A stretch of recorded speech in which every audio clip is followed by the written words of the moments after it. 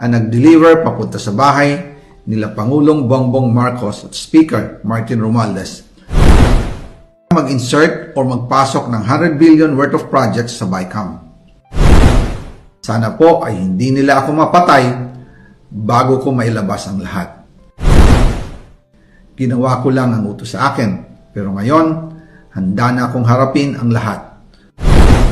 Ginagamit ng administrasyon ang buong resources ng bansa para tumahimik ako. That he will shoot me if I will talk.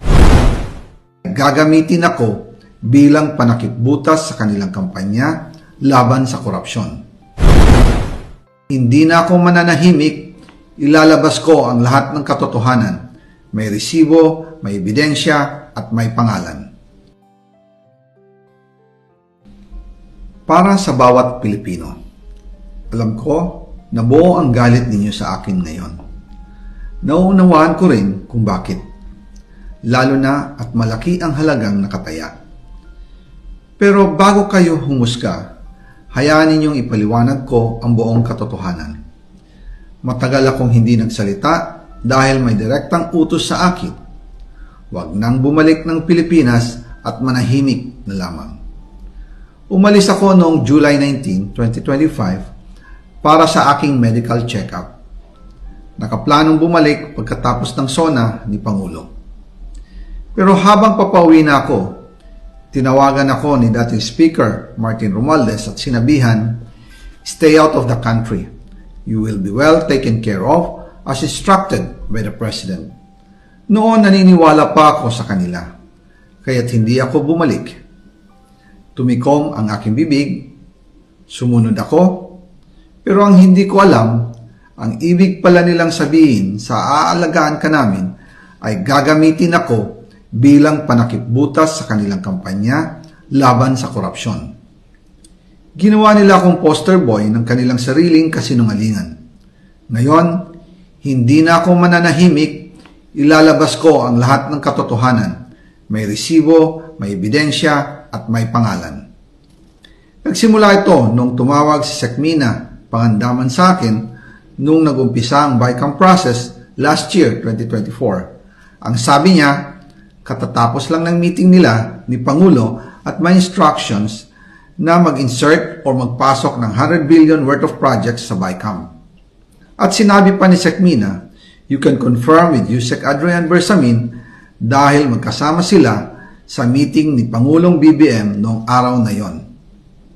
Tinawagan ko po agad si Yusek Adrian Bersamin at tinanong ko kung may instruction nga ba ang Pangulo na magpasok ng 100 billion during their meeting. Ang sabi niya ay totoo nga po.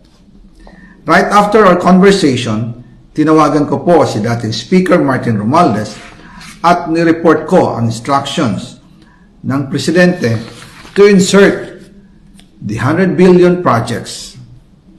At sinabi niya sa akin, what the President wants, he gets. After ng ilang araw, nag-set po ng meeting si Sekmina Pangandaman at Yusek Adrian Bersamin sa amin ni dating Speaker Martin Romualdez sa Aguado Building in front of Gate 4 ng Malacanang at nandun din po si Yusek Jojo Cadiz.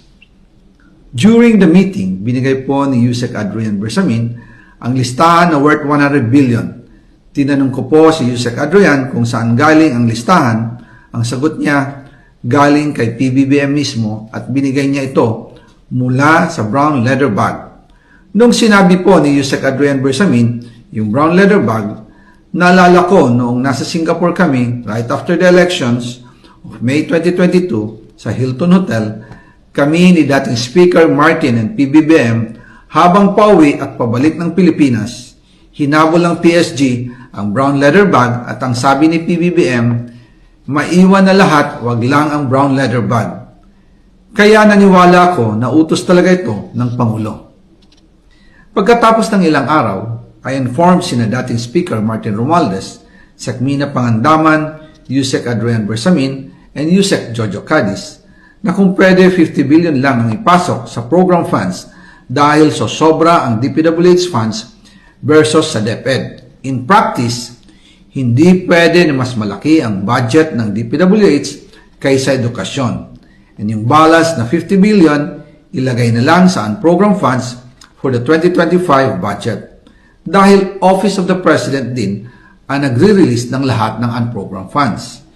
Pagkatapos ng isang araw, tinawagan ako ni Sec Mina at sinabi ang mensahe ng Pangulo. Ipasok ninyo yan dahil pinangako na sa akin ni Speaker Martinian at hindi na pwedeng baguhin. Kumbaga, ang utos ng hari hindi pwedeng mabali. Again, I informed the Speaker and asked clearance about the instructions ng Pangulo. At ang sabi niya, wala tayong magagawa.